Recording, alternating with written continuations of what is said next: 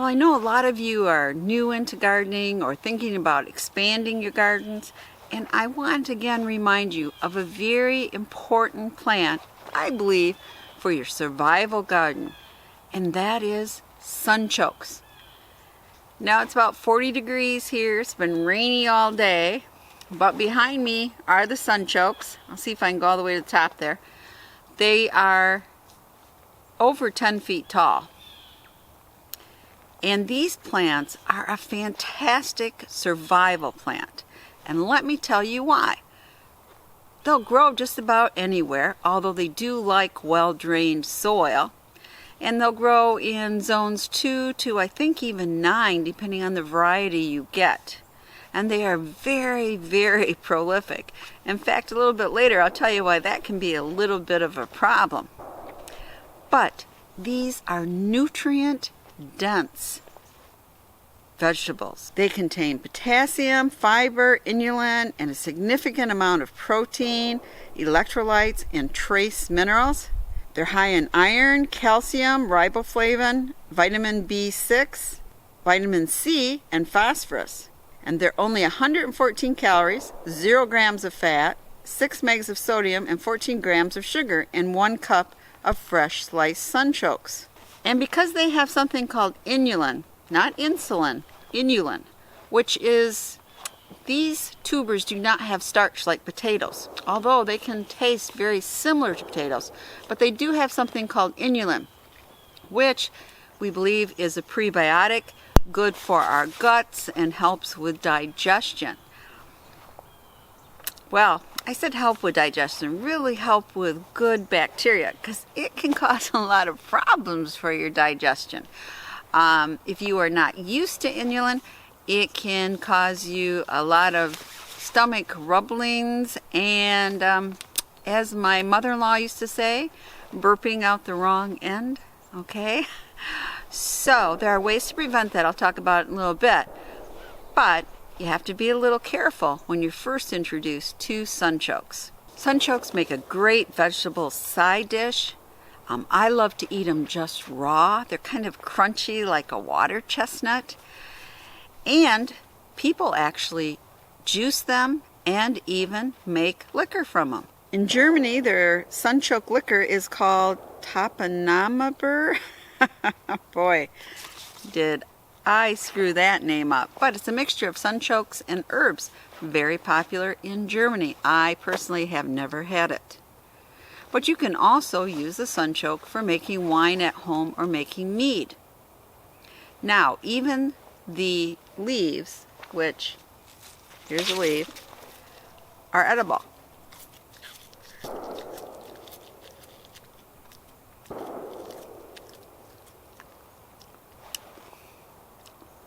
They're just a little tiny bitter and a little bit funky.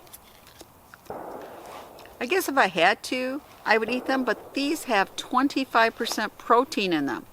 So I suppose they would be great torn up and being in a salad. And I've heard that these stalks are great for making bow drills. Now, if you ever saw my terrible attempt at making a fire with a bow drill, I have not mastered that. But these also could be great stakes for your tomato plants. So if this is such a great tuber, you know, the root, why don't we see it more at the supermarket? Well, one of the reasons is it bruises very easily and it doesn't keep well, especially transporting to a store. You'll occasionally see them in the supermarket, and if you do, pick them up if you've never tried sunchokes. See if you like them. I'm going to show in just a little bit 3 different recipes we could use to make sunchokes, but like I said, they taste great raw or chopped on salads raw also. But the sunchokes will keep in your refrigerator for maybe about 10 days before going bad. Now what do? I keep them in the ground behind me. I dig when I want them. Now once we've had a couple hard frosts, but once the ground actually freezes, then I won't be able to do that anymore. I'll have to pull them all up before that.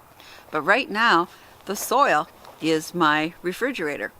They will keep well if you have a area that you can store them at low temperatures like 32 degrees and keep them in sand and do a lot of different things, but I'm not going to do that.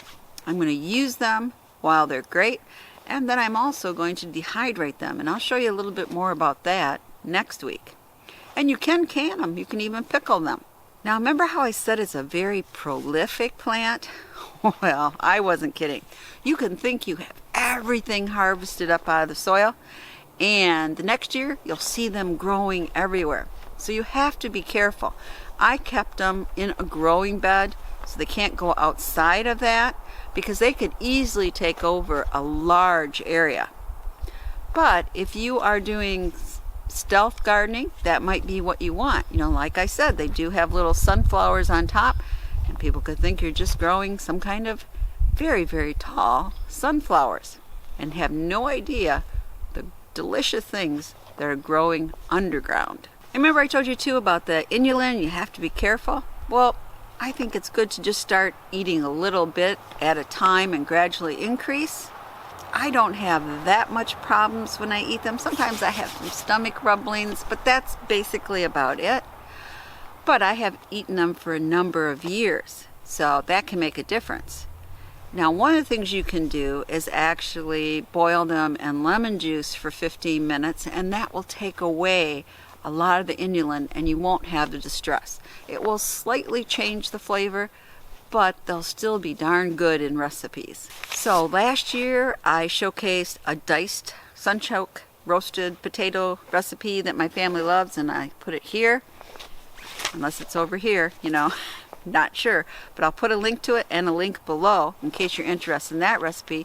But now I'm going to show you 3 other recipes, very easy to make. You can pan fry them, you can caramelize them in the oven, oh that is so good, and you can even grill them. So stick around, I'll show you all 3, and I hope you try sunchokes. I think you will be surprised. They really, as long as you like potatoes, I think you'll like sunchokes. And if you like water chestnuts, you'll definitely like sunchokes raw.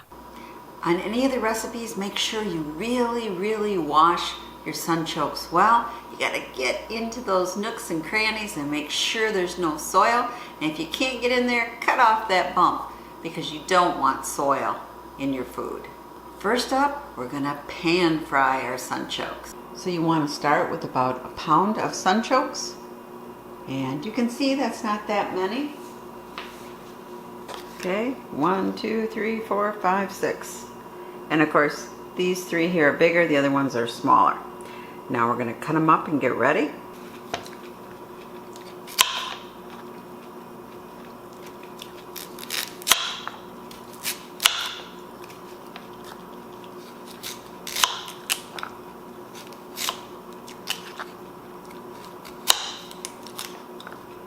About a tablespoon of butter. That's probably a little more than a tablespoon, but whatever. And 2 tablespoons of olive oil.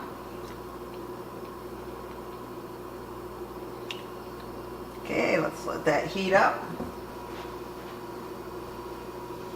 Mix it up a little. It's starting to sizzle.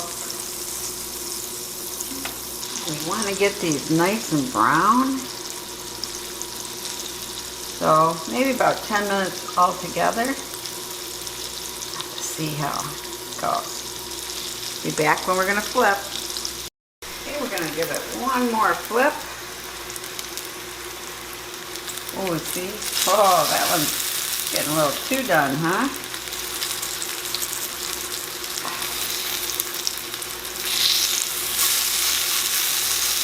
Yeah, I think over there, they're going to be ready to come out. On this side, a little sage.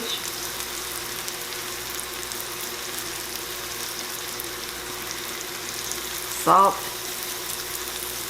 A little pepper. Let's do a little taste test. Oh, there we go. Doesn't that look good?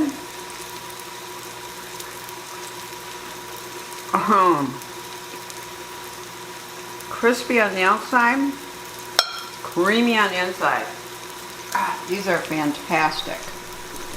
Next, we're roasting our sunchokes in the oven until they caramelize and get a crispy skin. Now you want to make sure your oven is preheating to 350. Now we're just going to cut them vertically. Get that nice crisp sound. You just cut off like those little ends. There we go. Let's put them back in the water. Again.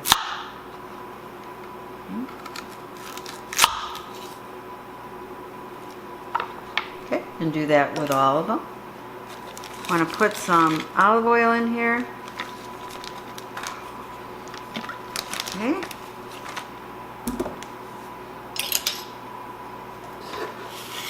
And then a teaspoon of kosher salt, a teaspoon of black pepper,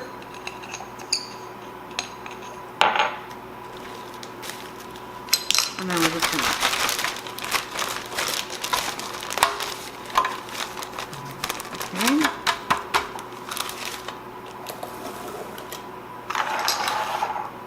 now we're just going to throw these in and coat them.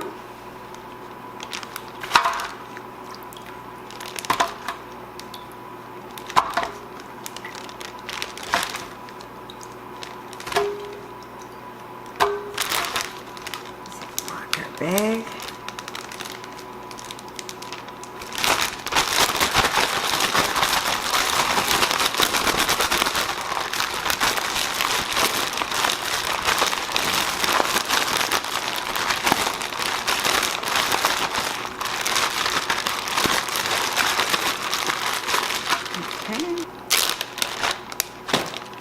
And now you want to put them, the oil, that side down.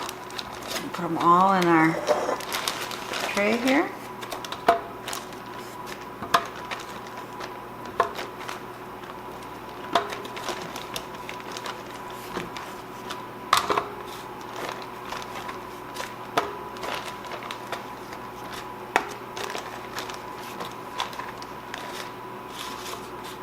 And any left, we can just kind of drizzle on top. Just coming out here. So I'm going to take these and put them in the center shelf of my 350-degree preheated oven, and we're going to leave them in there for 45 minutes. There you have it. Had a little problem getting it out of the pan. I think it'd probably be good to completely oil the pan first. I think these would be very good in the air fryer. I'm going to try that next. But they're creamy. And delicious. And finally, we're going to grill our sunchokes, which is my favorite way to prepare them. We've washed our sunchokes again well, and then we're just slicing them. And if they have some knobs, I've kind of taken those knobs off. But we've sliced them nice and thin, and then we have a bunch of great, look at that onion on top. So we're going to put some pepper on here. Of course, seasoning is up to you, whatever you like. A little garlic. And a little salt. And you might think that's a lot of salt. That's up to what you like. And that should be enough butter. Now, I'm just going to make a packet here.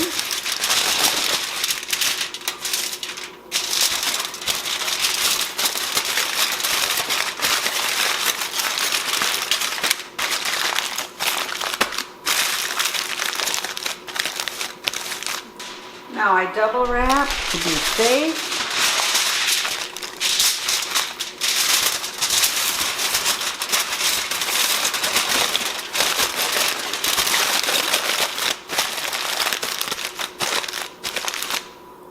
Now it's ready. We're just going to put it on our grill.